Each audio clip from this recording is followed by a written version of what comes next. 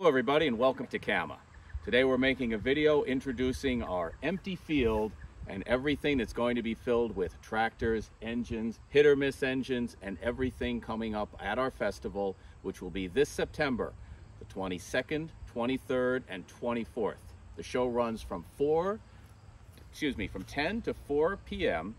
and you will find a myriad of things to do. So what we're going to do today, we're going to take you for a little tour around our grounds because this is only part of what's going on. We will have all of our displays running. So why don't we start with our engine house? We are in our engine house. Now, with the coming fall show, all this comes to life. If you take a look, this is a Hawaiian engine, came from the fields of Hawaii. It's a sugarcane engine. It will be up and running for the show, and we do give rides on it. To our left, we have an original Tayanosta Valley Railway caboose, and you'll also be able to take a little tour through that. Unfortunately, we're not giving rides on it yet. We are still looking for some pieces to finish that one, but it is fully restored inside. So just briefly, this engine was brought here in the mid-1990s. We have done a full restoration on it. It's open for cleaning right now. We will have our inspection certifications and we will be up and running. So we look forward to everybody coming and taking a look at the train at our fall festival. We're going to take a quick look at our Plymouth. This is what's known as an industrial or mine motor. These are very short. I'm a little over 6 foot, so if you notice, this is so it can fit into tunnels and into other industrial situations like low buildings and things like that. It is a diesel powered. Originally it was a gas powered. These did not go deep down into the mines, obviously, because they used a diesel or used a diesel or a gas, which would make fumes, but some of these were even converted to electric. This is a 1923 model. We custom built this little cart back here so we can give people a ride. The kids love this. It's a very popular ride during the summer, and usually at our fall festival, unfortunately, we do not give rides on it because we're using our big one and we can't have two on the tracks. But please come and check it out. If it's possible, we will give you a ride on it. Little tour of our latest addition. This is our Sawmill building, just recently constructed in the last summer and just painted, all ready to go. This building is going to showcase woodworking equipment. We have our store panels here in the way, but if you come around this way, we have planers, shingle mills, and a couple of other displays that are still about to be moved in here.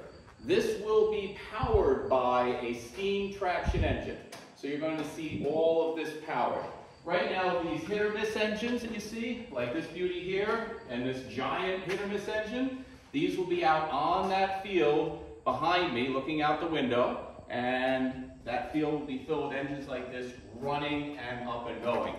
If you follow me around this way, what we have is a working sawmill. This is basically a turn-of-the-century sawmill powered by a rather current diesel engine. It is up and running. We keep people behind this barricade, but you'll see logs from the actual cut into boards, and then the boards will be finished in this side of the building. An absolutely spectacular thing to watch the whole process.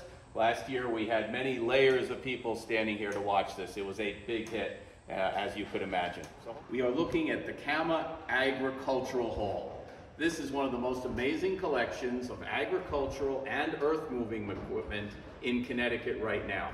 We have, if you look here, a beautiful row of Caterpillars from some of the earliest. There are small ones in the back which are hard to see, our Cletrax, some original models, and we move up further as we get into the tractors.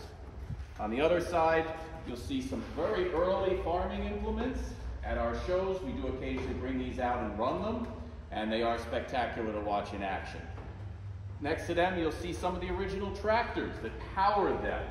And again, all of this equipment is functioning. And this is part of our series on our Fall Festival, which is coming up, which will be September 22nd, 23rd, and 24th. We're in Kent, Connecticut. And most of this equipment runs. We don't have the time to take it all out and run it, but we certainly try. If you come up here a little further, you will see our collection, only part of our collection, of actual steam-powered traction engines and steam rollers. This collection's been put together since the 1980s.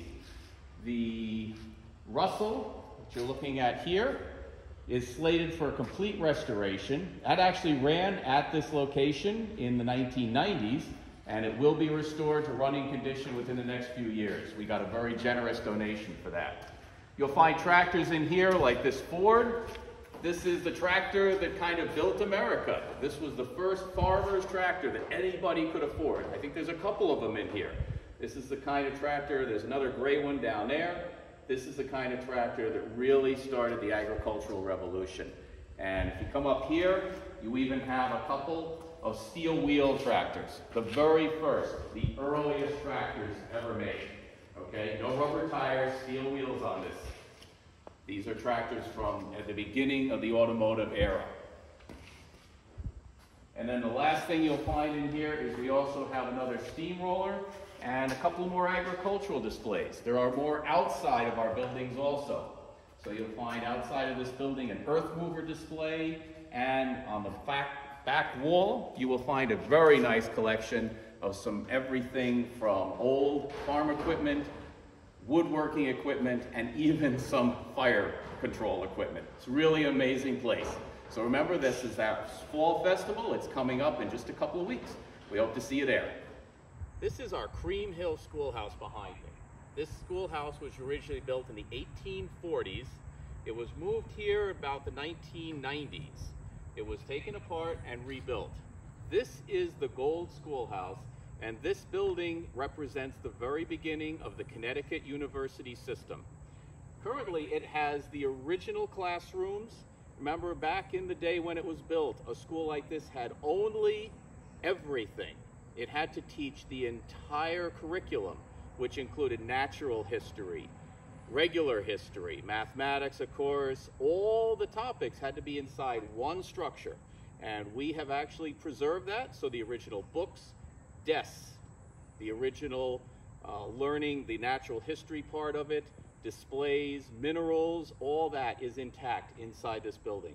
An absolutely spectacular display. It is not always open on the grounds, but on the Fall Festival it will be for people to tour.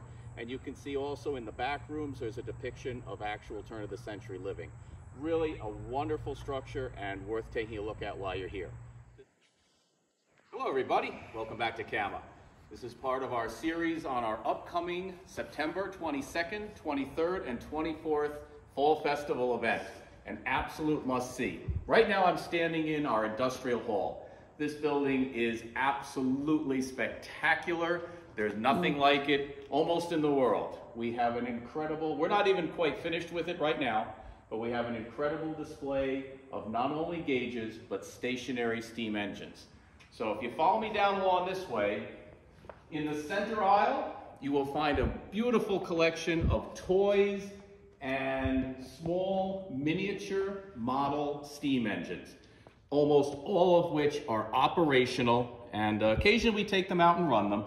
But if you look, right now you're looking at some of the steam gauges and things like that. We just have one of the most extensive collections. If you look here, we have oilers. This is the machinery. These are the control parts to it in the oilers.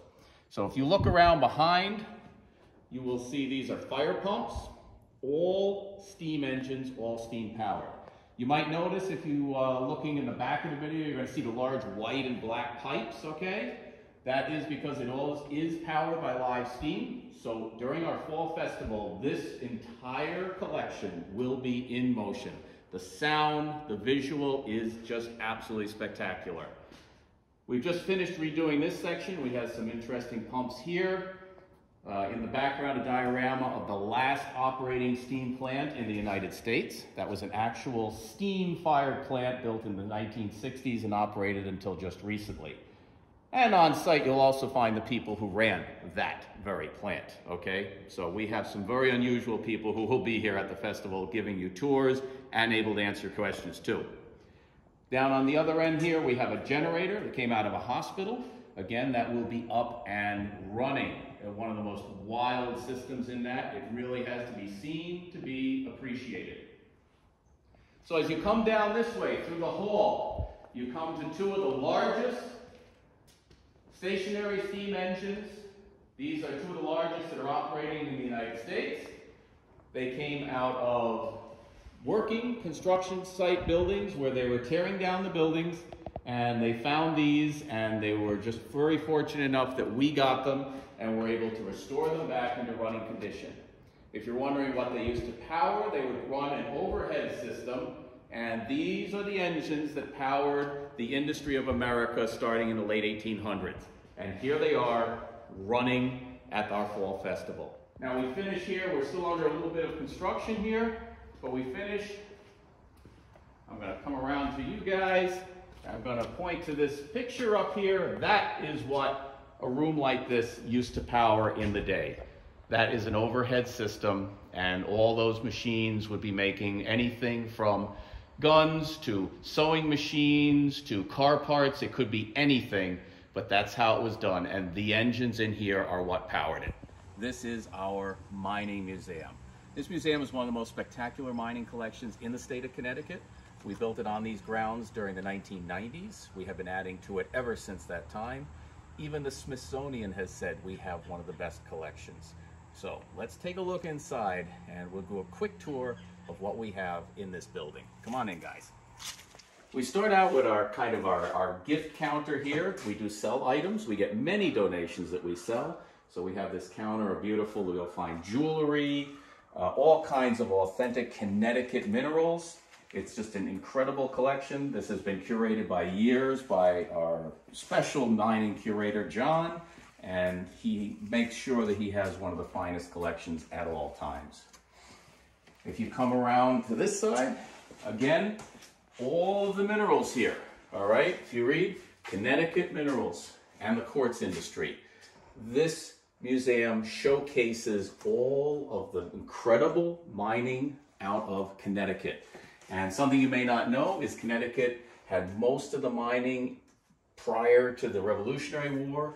It is filled with mines of all types. And of course, here we have pictures of all the types of things that were made. Here we have a fluorescent mineral collection. All of these minerals fluoresce. The way this is done is they're hit by ultraviolet light. I don't know if you guys can see it in the video. Hopefully you can. All these lights create this mineral, and the mineral leaps out off of the rock. So what you're seeing is some sort of deposit in the rock under ultraviolet light. You can see it. In regular light, it'll pretty much disappear. We just recently restored this. It's an amazing collection, as you can see from the pictures. Some of these are just absolutely beautiful. And again, you would never know under regular light. Now let's see, if we take the lighting, change it, you can just take a quick look. Look at these rocks with regular lighting. Isn't that absolutely amazing? You would never know to look at these rocks. Okay, we are looking at the mines and quarries of Connecticut. Here we have just a little board where you can see where the mines are in the state of Connecticut. And we have active and inactive, as you can see by the key down here. You move along, we have a depiction of one of the mines. This is actually what was going on the location you're standing right now, was this type of operation where we had a large building and on a hillside, which would be down below our grounds. And in this case, they were doing iron, and they had a giant furnace. You come through here. Okay, this section is dedicated to underground mining. There is a mine tunnel recreated here. There's an actual blast wall recreated on the side of this. This blast wall, you can actually do a blast. We do have an actual wire there. You will not do actual explosives. It is actually a simulated explosion, but quite an impressive one nonetheless. If you come around the corner here, you'll see we have all kinds of actual explosive aids and things like that, all of course non-functioning. But this is how the rock used to be blown in the old days. Again, this section is mainly focused on mining of the old turn of the century back until maybe about 1800. You see a collection of an awesome collection. It's just a mind-bogglingly good collection of all the lighting of the day, from the originals up until very modern lighting. And this is how the miners would see underground. There's things, artifacts all over this place from an actual mine. Again, we have another mine shaft here. We actually have it connecting in the back. You can walk in and take a look through. All authentic machinery and authentic equipment. We have a mural of a gold mine in here. The chart you're looking at, if you look over here, this is a great learning tool if you're a teacher or somebody. These are all the things that are in our households today that are made with all the minerals that are mined, and a good explanation of what the minerals look like before they're converted and what they look like in their final properties.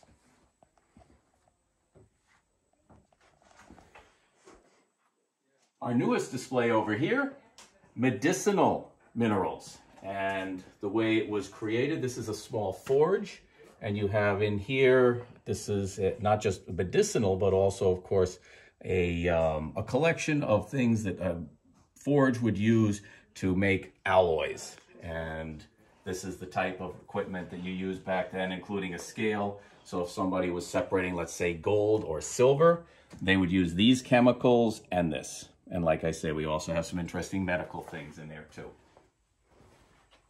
This is the brick section. Okay, bricks are also part of mining. If you look at the floor, it's been bricks all throughout the entire museum. We have a collection here of kind of rare bricks up here. A lot of these, obviously, from Connecticut.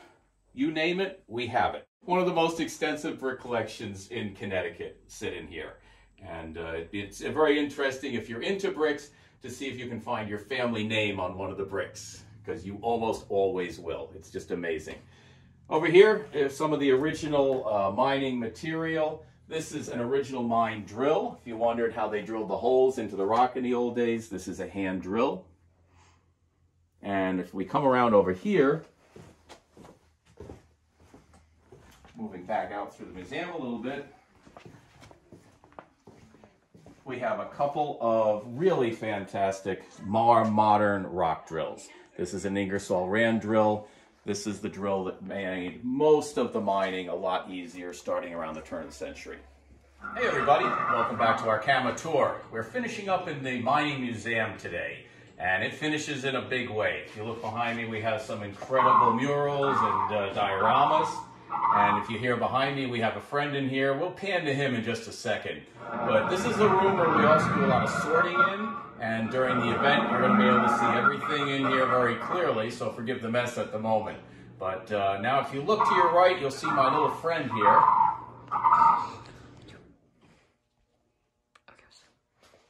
Oh, now he gets quiet. There he goes. And this all ties into the Connecticut mining experience, and you're going to see how this all comes together in one giant puzzle, and it all finishes right in this room. And if you look behind you, you have our final pieces with the eras and what Connecticut looked like back in geological history. So we thank you for all watching our videos. Our Fall Festival will be the September 22nd, 23rd, and 24th of this year, and we look forward to seeing you all there. So does our dinosaurs. Thanks for coming, everybody.